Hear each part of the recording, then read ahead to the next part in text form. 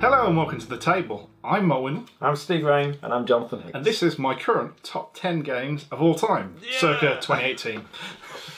So, hopefully you watched the previous two videos. If you haven't, you definitely need to go back and watch the first. And then before that, these two guys have already finished their one. So this is the last in the current series.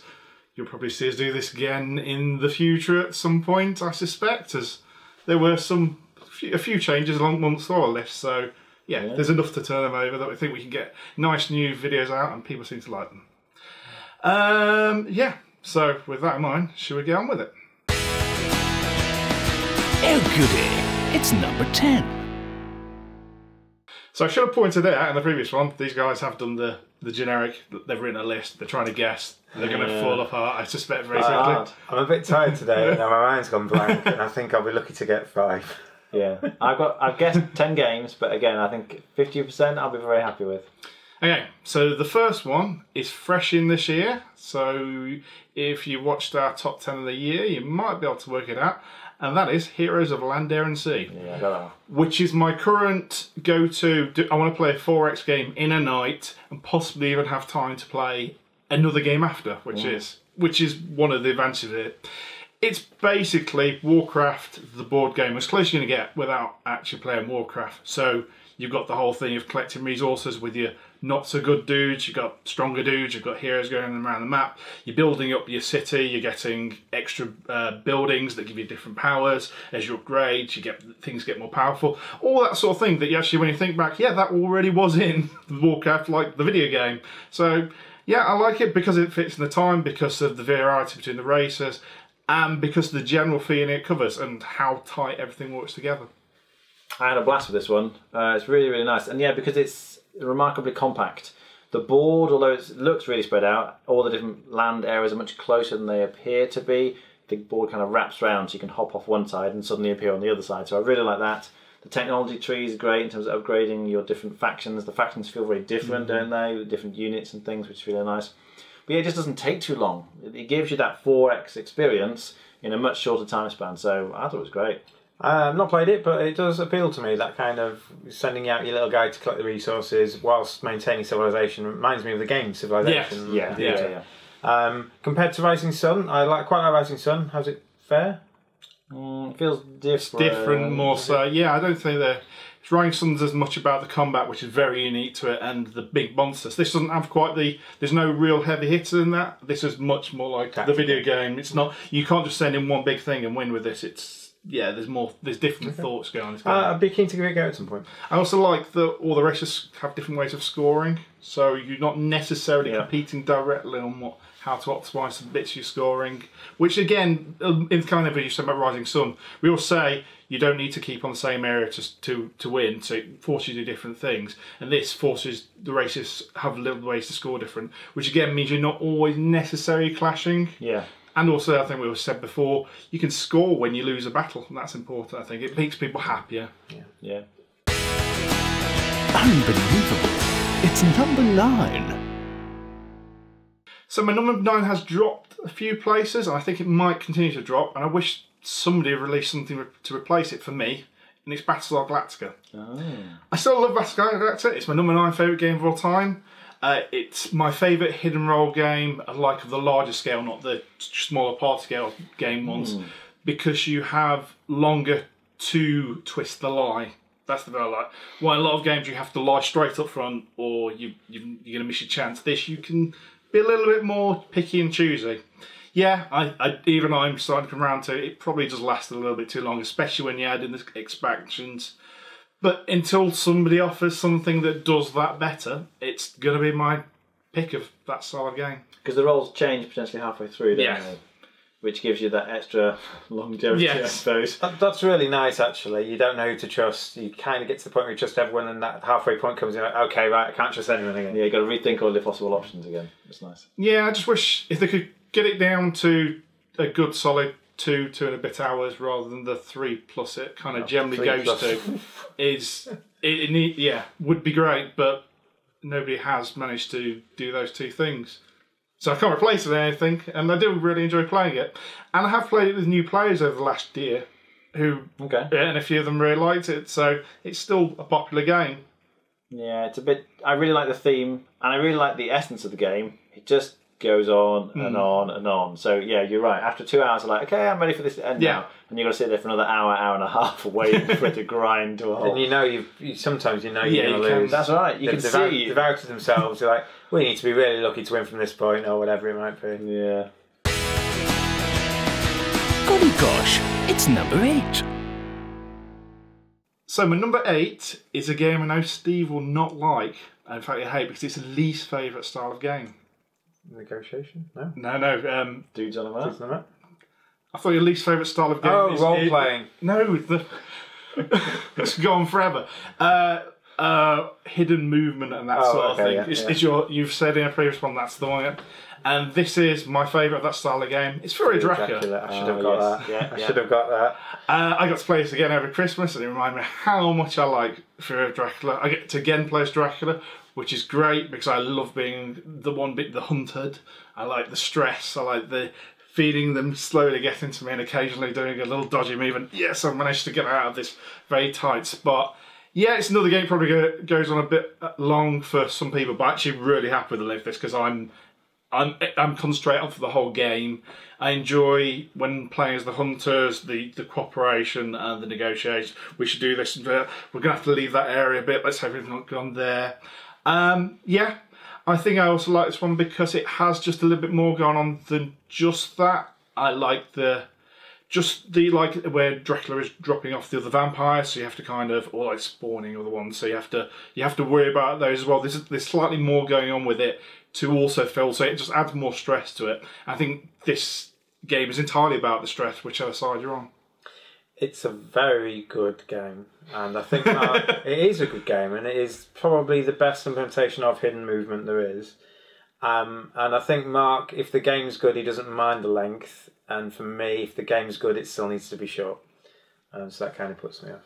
Okay, I really like hidden movement. In general. I played Scotland Yard a lot as a kid and still really enjoy playing Scotland Yard. And I guess the issue for me is how much the added sort of strategy or complexity is worth the payoff in terms of the added length that it adds to the game. Because that's the real problem. A lot of these more complicated ones, the game just lasts so much longer. And I like Scotland Yard, even though it's very simple. It's just literally you move and then the detective moves and then you move. Because of that simplicity and the fact that it doesn't last too long. But all the things Mark's described in terms of, you're right, that kind of tension of, I'm running away, can I squeeze through the gap here? If I double back, will they follow me? But then equally, the puzzle of, as the detectives, if we go here and here, he could be in one of these 3 spaces, so if we go here, we definitely cut him off this way. Oh, but he could double back. So you feel like a Whitechapel, a cleaner rule set, essentially. Yeah, I think so. But I still very happily play it. Yeah. I do really enjoy it.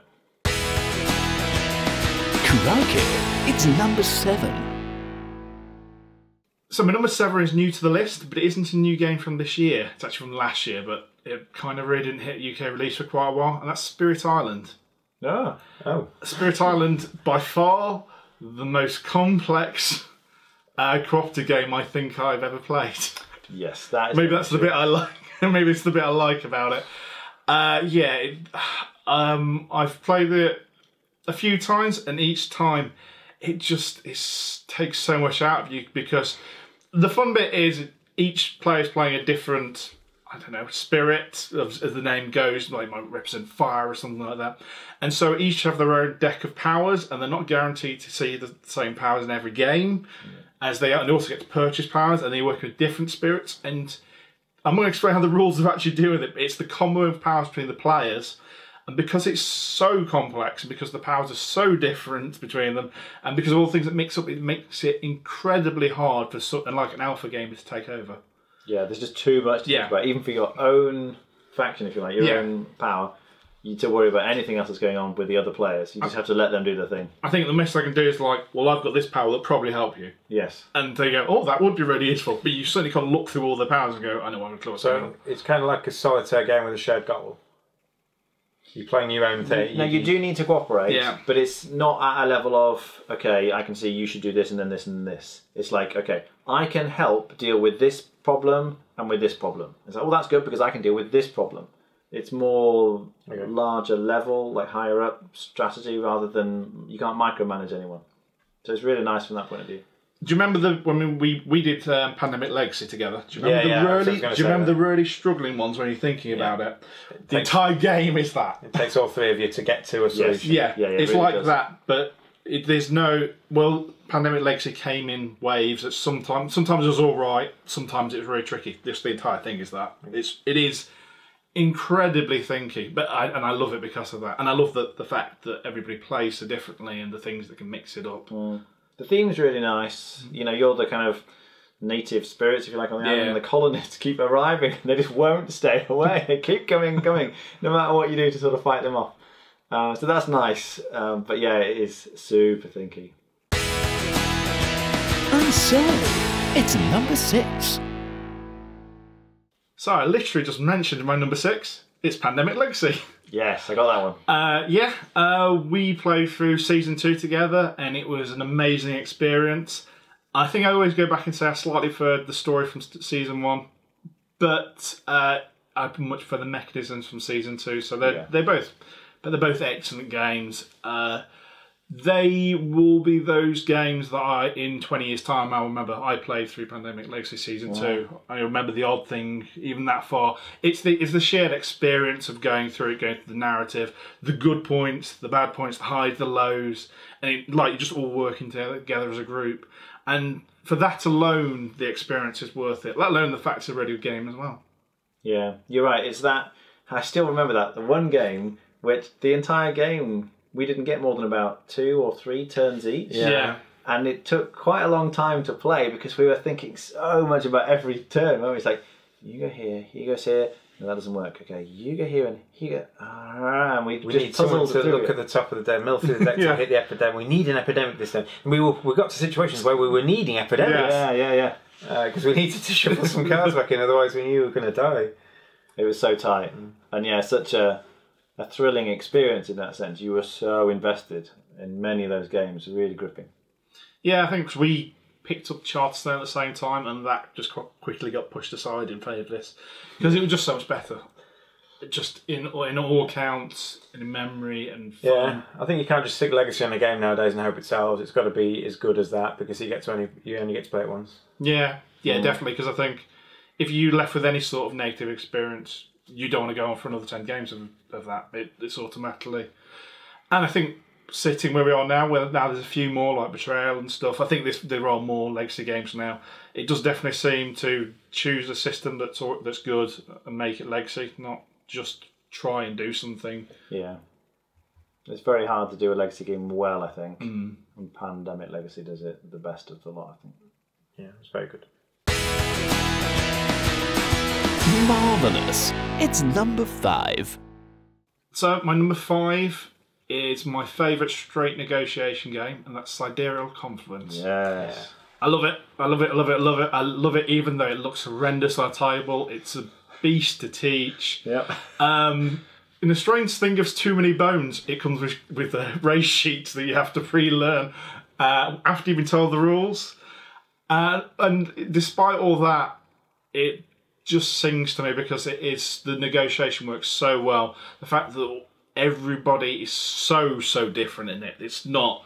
You're not just playing slight changes on a single subset. You have to mark your strategy to your race because the things you're going to be able to offer to other people, not just the goods you can offer, but the way you can offer goods and things like that is going to be so different. What you need to be able to score to get your tableau to work so that you can score points to win. That's the bit that works for me so much. It's because the variation in it, and it's a game that requires people to be on the ball with it all the time. One player letting the game down, it can be a little bit fragile. They can certainly give people easy wins. Yeah. I think people can also can just go, I just don't know what I'm doing, and just kind of shy away from it, which probably also doesn't help. But if you play with a sensible number of people and everybody's really invested in it, it works fantastically. I can't believe how mad the trading part of this game is, and it still works. It's just mental. Yeah. You're going, do this, and you've got all these people. You've got maybe 7 people shouting across the table saying, I've got these cubes, would you like, I want those yellow ones, I want these green cubes, I've got a big green cube for a small yellow cube. And you're doing all this, and it works. Yeah. It really shouldn't on so many levels. It looks awful. And it's effectively just a sea of cubes. Different colours, different sizes. It's just a mess. It's like, how many different cubes can the manufacturer make? Yeah, we'll have all of them. Every colour. Throw them in this Different sizes. Yeah, okay. And you spend the first kind of half an hour, like you learn the rules, and you sit there reading through your faction sheets, like, okay, I can do this and this, and why do I want to do this? And eventually, like after another half an hour of play, everyone then starts to get a feel for, oh, I see how it works. And then you kind of get into this zone where it's like, you know what a green cube is worth and how many brown cubes it's worth, whatever it is, and then you start bidding with each other. But you're really trying to, as you say, it's all about valuation, is to work out what are the values of these different things. And what they are to the player, because something's more valuable to you, to them, and they need to know that you really want that, so it's actually worth more value to them than it's to that person, so they get more of that person than that person, but that person's got a card there, and you'd like to borrow that card from them for a while, so you pay them to that guy. It's a game that Mark does very well at. Yeah. Indeed. I can totally see why you like this, Mike, in the top 10. But there's no other game, there's no other experience like this. Panic in Wall Street comes the closest, but that's us versus them. Yes. This is everyone for themselves. It's just, and it shouldn't work. By all means, it shouldn't work. Not as well as it was when we played it. It was like, of the 7 people there, it was at least 6 of ours, if not 5 or 6 of ours first game, and it worked. Yeah. I guess the luxury is because everybody's hit wall information. Everybody kind of starts slowly. You start a chat with the person. Do you want this? And you touch the person right. And no, you straight away. And so maybe that's what makes it easier, because you can smooth into it. Yeah. You can just chat with the people next to you. And once you got that down, you're like, we could start talking to these people as well. And suddenly you're checking over all the table. Yeah, I don't know how it works, but it does. Well, I never.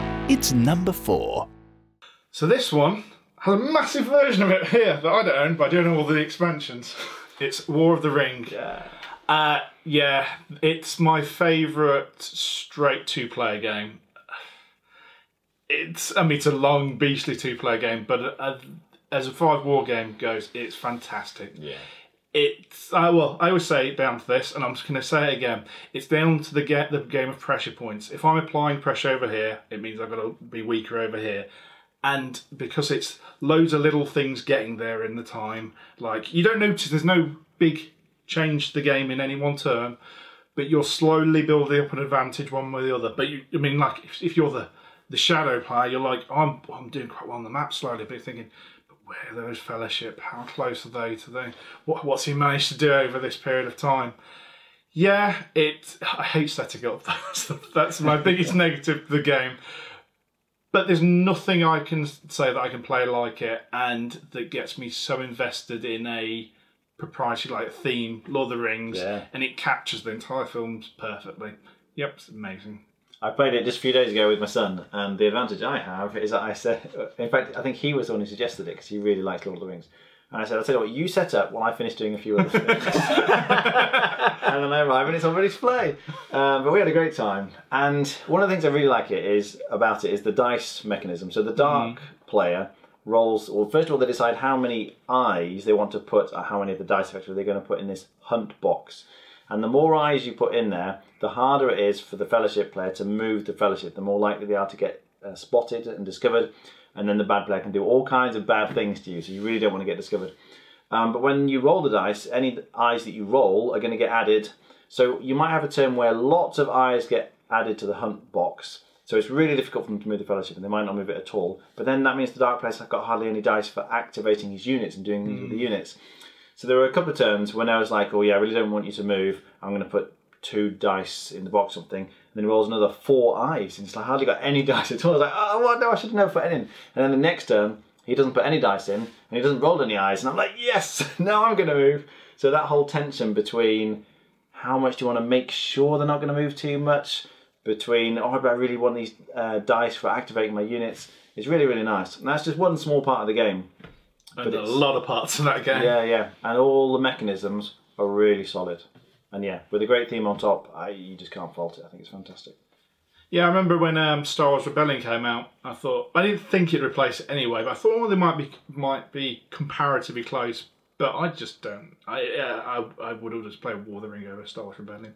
Yeah. Any day of the week. I love Star Wars, but it's just a better game. And Rebellion, I think, is a very good game. Yeah. But War of the Ring is better. Yes.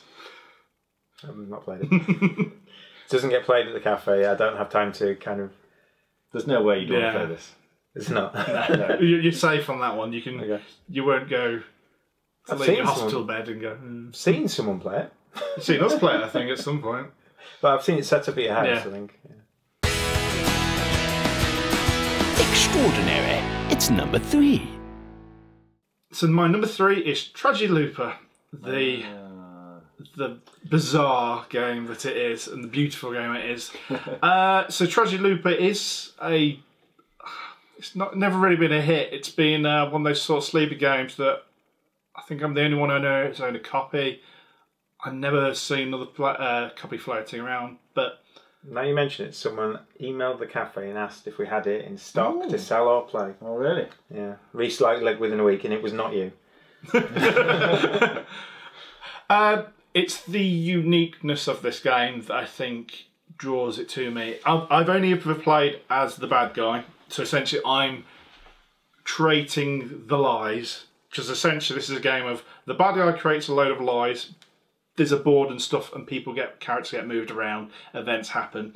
But really what's happening is I'm creating lies, spinning plates, and over the time, the other 3 people, or whoever I'm playing against, are slowly working out which of those lies are true and which ones are false. And I just need my lies to carry me through the game, because it's a game, well, the unique thing about it is the board happens, stuff happens on said board, and at some point an event will trigger that will mean the loop starts again. So essentially set up a fresher game, but the good guys now know everything they knew up to that point. The game will not change from what happened other than me moving characters to different places. The actual events and stuff will always be the same. So they're trying to work out based just, well, what caused this to end? Was it that person being with that person? Was it that person being at that location at that point in time? And there's different things that happen, but because of that, it's got all the stress of Fury of Dracula that I said earlier, but multiplied several more times, because it's not you have to think so hard about, will this give them any more information? If I do this, will this do me in the long run? I just can't find another game that replicates that feeling as well or has anything like it, and I love the whole thing about it. It's like a logic problem as the good guys. You're trying to, right, okay, it could have been this, it could have been this, it could have been this, it couldn't have been that. Okay, so we can eliminate that as a potential storyline. You've got a list of all the possible scenarios that it could be. And you're like, in this scenario, on day 3, if these 2 are here, they die. And you're trying to crack it down. And then, not only that, not only are you trying to crack the story, you're then trying to prevent it. So as you go through the loop again, and you've only got a set number of loops to succeed, to beat him, and we don't often beat him, you've got to say, right, okay, if we think this is the case, we can't allow these 2 to be in the same room on day 3. And you're fighting with Mark, and you're effectively trying to predict what he's doing on each day and trying to counter his things. And you go, right, they're not in the same place, and then day 4, somebody else kills you. And you've got to try and eliminate which story it is, and then succeed a loop. It's very stressful for both sides. There's nothing else quite like it. I think it's going to appeal to very few people, though. It's a heavy, heavy deduction game, but I do like the fact that the theme is fairly well integrated. The issue, which I think it has, which a lot of deduction games potentially have, is that if someone goes wrong somewhere, it kind of ruins the rest of the game. So obviously the bad guy needs to be completely on the ball. They really need to know what they're doing, because if they make a mistake, effectively you're trying to use a set of outcomes where one of them's a wrong potentially to draw your conclusions. There's no way you can make it through. But equally, if you make a faulty deduction as the good guys while you're working, and you eliminate the true. That's right. Outcome. Then you might carry on going for quite a long time, and the bad guy's like, they're never going to win now because they've discounted the one which is the true solution, if you like. So that aside, if you really like deduction games, I think you need to check this one out, because there is nothing else like it. It's a remarkable game. But as I say, just definitely not for everyone. And the first time you play it, you want the person who's played it before to be the bad guy. And if none of you have played it, you need to kind of read up on how to be a good bad guy, I think. Yeah, it does give you some help with the rule, thankfully. Actually, each scenario gives you an opening set of things to do, and I think that helps as the mastermind. Okay. But even so, I mean, that only carries you a small part of the way. Yeah. Spiffing. It's number 2. So my number 2 is another new one in this year, and the highest new one in this year at all. And I didn't think I'd find a new number 2, but it's got it. It's Brass Birmingham. Wow. Yeah. I really like economic-based games, and of all the ones I've played, this is the one I've had the most fun playing and losing. I've never won a game of it, and I still want to keep playing it, and that's usually a sign of a very good game. This is a game of, you've got to be aware of markets that are going to open up, markets that you're going to create to get money to make money from other players, markets you want to see coming so that you can be there at the right place, the right time to make money out of other players. And because there's that constant interaction and being aware of what everybody's doing and having to just be on the ball all the time about, oh God, he's going to need coal soon. He's going to need coal next turn or the turn after. I need to have coal out now then. How am I going to get coal out now then? Well, he's ideally going to put like some other resource out so I can build some coal and stuff and all that stuff going on. And this is my preferred of the two. Lancashire isn't in my top 30. I do enjoy Brass Lancashire, but I find it a bit tighter, which I think it's almost too tight and too unforgiving. I think you've got a little bit more room to wiggle in this. I also think stuff like having the beer, so it opens up another resource type, which changes the game a bit. And the fact that there's like various ways of scoring, well, stuff that happens around the outside of the board, which are randomised. A bit more gamey, maybe. So, like, somebody who's played a lot of Lancashire will be a bit more sure what's going to happen. Yeah. Well, this, again, mixes up a bit, which I think is important to me. It makes me want to, like I said, just come back and play it more. I knew you really liked it. I didn't think it would be your number 2 game, though. That's incredibly high. It's a great game. I mean, I really like it. And was really surprised because Brass, obviously, which was like the original Lancashire, I suppose, has been around for donkey's years now, and it's always one of those I've been wanting to try because it's been so high on Board Game Geek for so many years, but just never got around to trying it. I think just because it was so old. But the new version looks great. I'd struggle to differentiate actually between the two in terms of which one I enjoy more. There are definite differences. Birmingham was definitely more complicated, but they're both great. I really, really enjoy them. Played Birmingham for the first time last week, actually. I played the Lancashire one at the Expo with you two guys. Yeah. It's very good. It does two things different to nearly any other kind of markety, tradey kind of stock game. One, taking loans is actually a thing you need to do, a positive thing you need to do. It's bad, you get it back. But like if you spend the game trying to take the fewest loans possible, you're going to struggle. You don't have no money to... You absolutely struggle. You think, I don't need to take a loan now. I can maybe just do this action for less money. And then you can see the people who win, they've taken loan after loan after loan and gone back up. So that's something. And the turnover track. So not only if you think, there's a chance to capitalise now, but only if I don't spend much money now. Because the way the turnover works is that you put the money you've spent on your disc each turn, and the person who spent the least goes first next turn. And that's just so good because you can use that as a... And I didn't do very well on Thursday. I realised this is probably why. Every time there was a good opportunity for the first player to take something good, it's like, well, why am I going last? So it does some very good things. And if you like your kind of... it's not too long either. It's not a super long game. If you play like Arkwright or some of the other really complicated, stocky, tradey games and stuff like that, this is not in that ilk, but it is deeply tactical.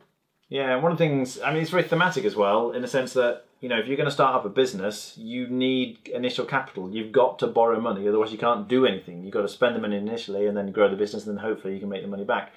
But the timing of when you take the loans is really important as well, because of the way the victory point track works. And when you take a loan, you kind of move back, and you'll lose far more victory points effectively if you take your loans later on. Yes. You sort of want to take your loans early on. So that's quite nice as well. There's just lots of really nice mechanisms in there. It's a very good game, and it's a game where I realise, I know what I should have done 20 minutes after we started. It's like, oh, he's played before and he's done that. Oh, yeah, that makes sense. Yeah. Let's play it again. By Jove, it's number 1. So, my number 1 is not Twilight Imperium 3rd edition. Because it's Twilight Imperium 4th edition. Yeah, it's been a good year for that, hasn't it? They released the new version November, December last year. Last year being 2017, not 2018 as this is released. But because of that, I got to play it loads, particularly at the start of the year. I think I managed to get 6 or 7 games in a time period, in a single year, which is... You're normally lucky to get one a year. Yes. Yep, so they took the 3rd edition, they improved it in many, many ways, made my favourite bit of any sort of 4X game, or this style of game, more important, which is the negotiation, the trading. I mean, I like the sending out fleets, growing fleets, the conquering bit, but really I like the table talk that goes on with this one, because the new trading system pushes that so much more important because of the way it works and the fact essentially you have goods that are no use to you, so they're only value to another player, and that means you've got to chat and use them, and because they're no good to you, so because it forces all that, it makes me enjoy it even more. Yeah, it still takes too long. In fact, it actually takes longer now, because by the 3rd edition there were ways of trimming it. Let's say people had had their own versions of it, like variations, and so you could kind of snip an odd hour off maybe. Now that everybody's playing with the same rule set again, which is probably good in some ways, because people don't go, so what version of this are we playing? Yeah, it is long, but you're not going to get any other experience like it. There is nothing that competes with the market. There's games that have come, tried, they just don't hold up to it, and it is still my favourite game of all time. I don't think you can complain about the length, because you know what you're getting when you go into it. Yeah, is an all day. Yeah. If you go to games evening and think, oh god, that game took 4 hours instead of 3, well, that's unlucky. But if you go to an all day Twilight Imperium and it takes 7 hours instead of 6, why were you not expecting that sort of thing? Yeah. So the game length is kind of irrelevant, I think. Once you know what you're going in for. As Mark said, really, the 4th edition really is a significant step up from the 3rd. That it's just been developed. They've obviously spent a good chunk of time trying to develop the game and improve it, streamline it, as you say, include more of the interesting parts of the game, while still retaining all of the stuff that made it so great before. I do really, really like it, but it is one of those games I probably don't want to play more than once a year, because it is an entire day. By the end of the day, I'm like, I'm exhausted. Yeah. I'm not doing that again for another year. But I do enjoy it. It's a very good game. I remember when we did the review of it towards the start of the year, and I expected to say loads about it. We just played 8 hours of Twilight Imperium. I was like, yeah, I still love it. I gave it a 10. Job done. Whatever.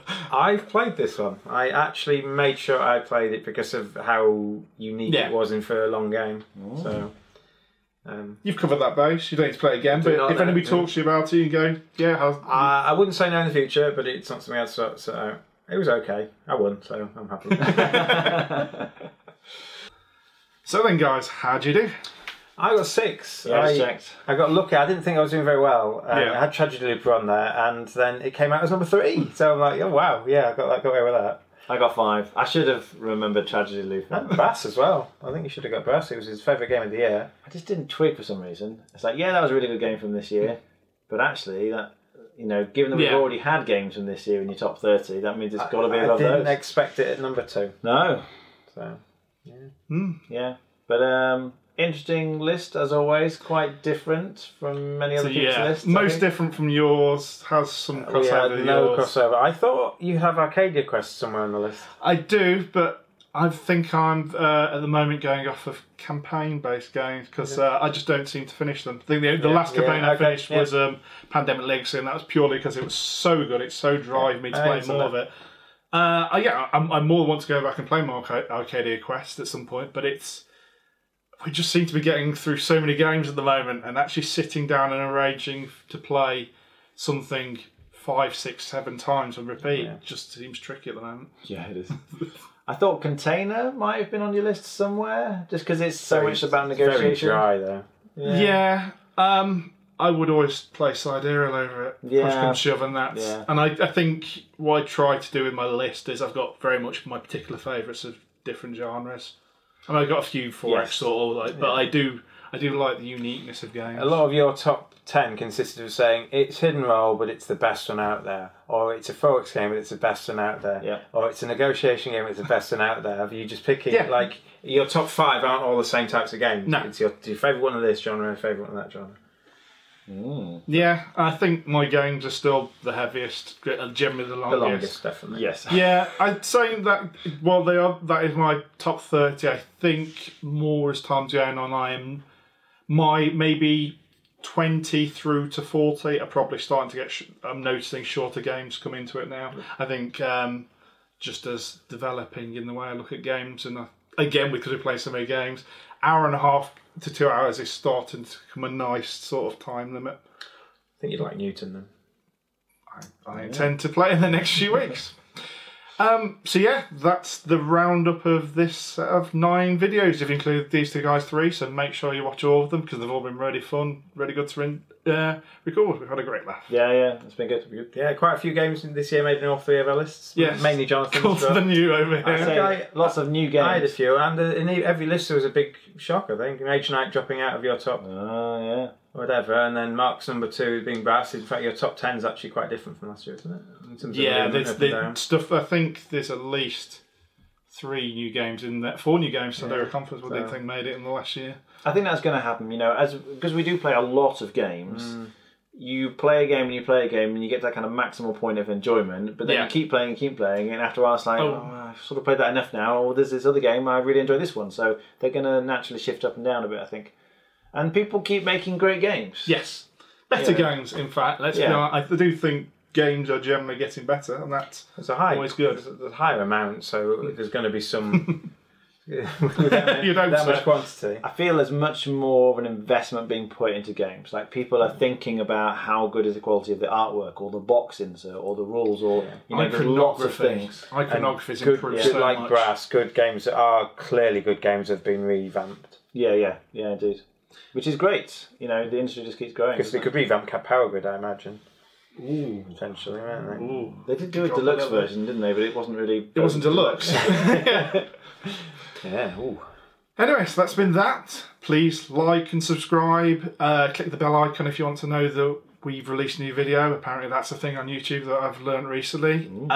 We appreciate it. We like people chatting about it. We've seen lots of people talking. We keep a good eye on it as well. It's all good fun. And so we've been The Table. I've been Mark Windle. I've been Sidereal. I'm Jonathan. Goodbye. See you.